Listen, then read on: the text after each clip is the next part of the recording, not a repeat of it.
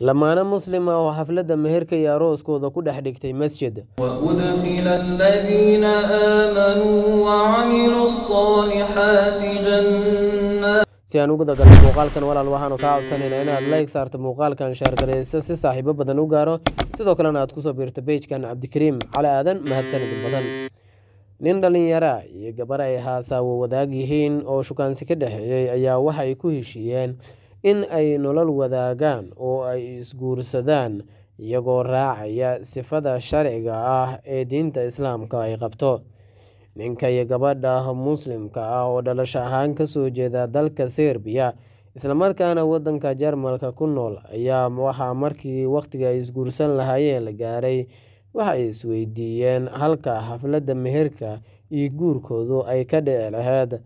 waxaana uu ninku soo jeediyay in maadaama wadanka Jarmalka ay ku badan yihiin gaaladu in ay goob ay ku badan yihiin dadka muslimiinta ah ay xafladooda arooska iyo meherkaba ay ku dhigtaan iyagoo ku heshiiyay in masjid ku yaala magaalada Munich ay xafladda meherka iyo arooskooda ay ku dhigtaan iyagoona ku casuumay eheladooda culimo caruur ciroole marti sharaf kale oo ay shaqo wadaag iyo saaxiibo yihiin iyo jamaacada masjidka si ay qayb uga noqdaan ka qaybgalayaasha xafladda qoyskan cusub ee Islaamka ah lagu unkayo.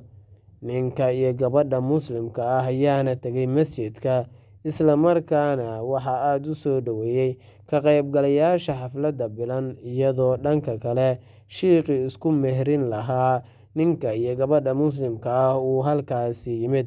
waxaana dhanka kale masjidka soo gaaray gabadha walaalkeed oo wilaayadeeda hayay iyo mas'uuliyiin dhinaca wiilka ka socotay. waxaana la guda galay xafladda iyadoo shiiqu uu isku mehriyay gabadha iyo ninkan muslimka ah ama muslimiinta wada ah oo masjidka isku guursanayay.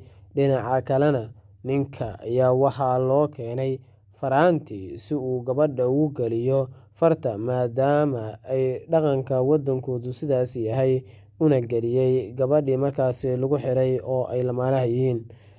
kadib meherka ayaa waxaa si wadajir ah shiiqii isku mehrinayay ugu duceeyay ninka iyo gabadha muslimka ah ee isku dhex guursaday guriga Alle ama masjidka. ninka iyo gabadha muslimka ah ee lamaanayaasha noqday ayaana qofba qofka kale eheladiisa iyo eheladiisaba marxabeeyay isla markaana uu mid u gacan qaadeen labadooduba. من حرم